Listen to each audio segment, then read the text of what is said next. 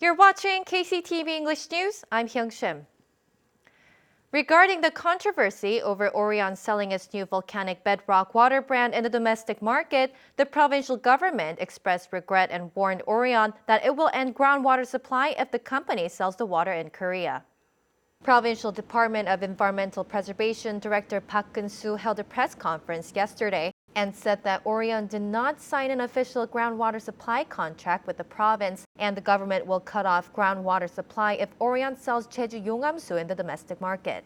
He also refuted Orion's claim that the company had continuously expressed its intention to sell the product in Korea, saying that the province has never expressed consent and rather repeatedly told the company that it will not allow domestic sales of Jeju Yongamsu as the volcanic bedrock water is a public good. In particular, he said that Orion's business plan that was submitted for Orion's water well tube development was canceled. He added that he has not received any new business plans since then. Judge Lee Jae-kwon of the Jeju office of the Gwangju High Court overturned the original verdict and acquitted the 55-year-old public official, identified only by his surname Kang, who was given a 1-year jail term with a suspension of 2 years on charges of releasing false information under the Public Official Election Act in his first trial. In addition, the judge also dismissed the original verdict and acquitted the 41-year-old secretary, who was indicted on the same charges and given a 6-month jail term with a 2-year suspension. The court ruled that the testimony of the informant is reliable and that it cannot be determined whether the offenders purposely released false information. The two were charged for spreading false information about JDC Chairman Moon Dae-rim, who was running against Governor Won Hee-ryong in the last local elections.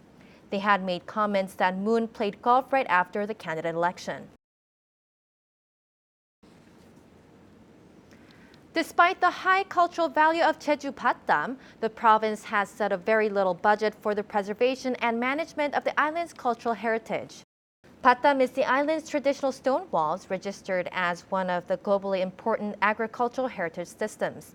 The Provincial Council Special Committee on Budget and Accounts held a meeting to review next year's budget, and provincial councillors pointed out that the budget plan only reflects 8% of 15.2 billion won, which is the actually required amount to properly preserve and manage Jeju Pot Dam. They said the amount is based on the middle and long-term management plan for Jeju Pot Dam that was established in 2016. Furthermore, lawmakers argued that the province should modify the plan to increase the supply of electric vehicles to reduce carbon footprint, as it is in conflict with the existing public transportation expansion policy. They also asked the provincial government to come up with measures for small businesses, as this year's budget for small business owners and entrepreneurs has slightly decreased.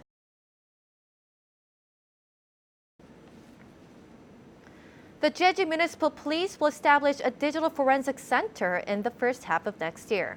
Digital forensics is used to recover and investigate material found in digital devices. The police said that they will establish a digital forensics center equipped with devices and experts specializing in digital forensics investigation. The municipal police have had to ask the Jeju Provincial Police Agency for digital forensic investigations because they haven't had proper equipment and human resources to perform such investigations. This year, 11 students from specialized high schools in Jeju passed the civil service examination to become local public officials. 8 were accepted into the provincial government and 3 into the Provincial Office of Education. The number of acceptances this year was more than double that of last year at 5 acceptances.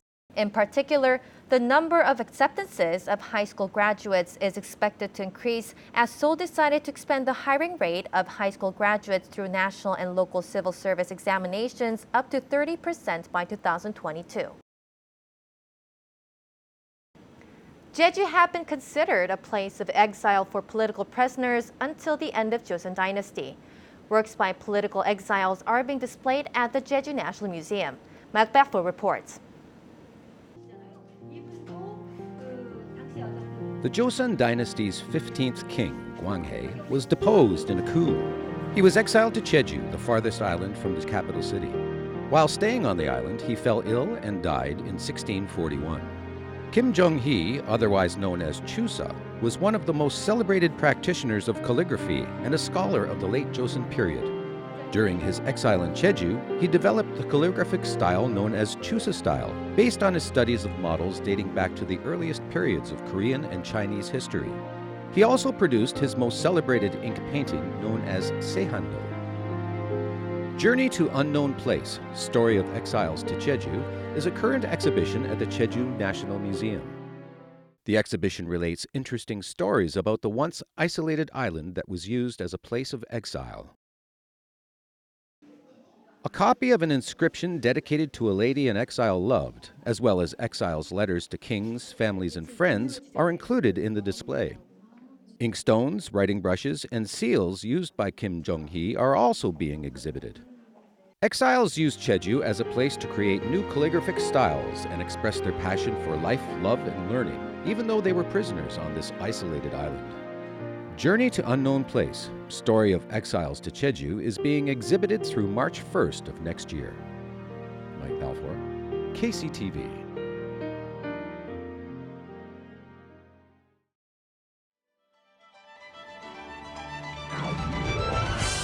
Enjoy a unique and modern take on the works of Van Gogh at the Bunker de Lumiere.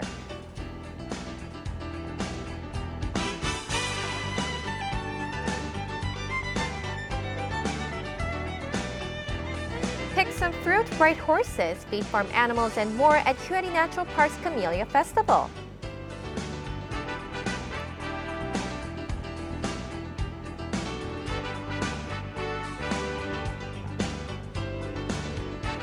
Enjoy a digital art exhibition of a fairy tale.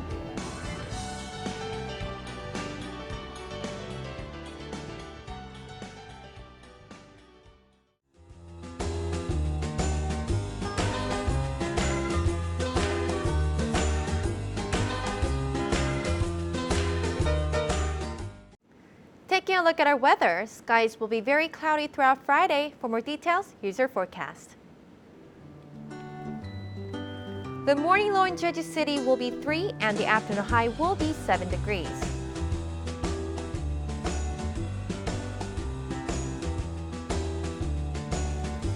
Down south in Seogwipo, we expect a low at 3 in the morning and a high at 9 in the afternoon.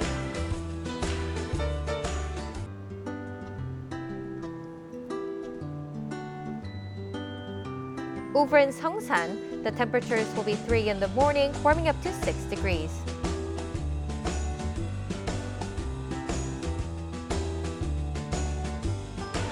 Across the island in Kosan, we expect a low of 4 and a high of 6 degrees.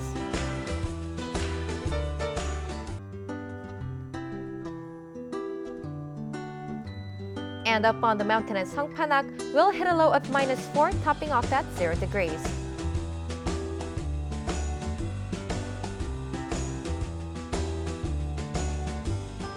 Out on the water, winds will be out of the north and northeast at a speed of 7 to 16 meters per second, with seas between 1 and 4 meters.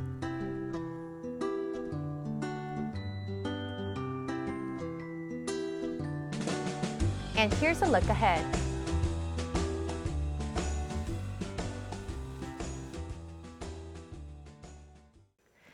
Thank you for joining us today at KCTV English News. Please follow us on YouTube at KCTV E-News Jeju and on KCTV's VOD service. Please take care.